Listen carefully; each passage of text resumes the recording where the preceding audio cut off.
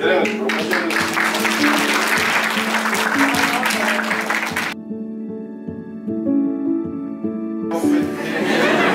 mu ya sizlerde? Endi қазір 3 жыл уақыт алдыға қарай секірді. Қазір ешқандай ата-ана сол кісіз баласын мектепке жібермейді. Өйткені біліп отыру керек ол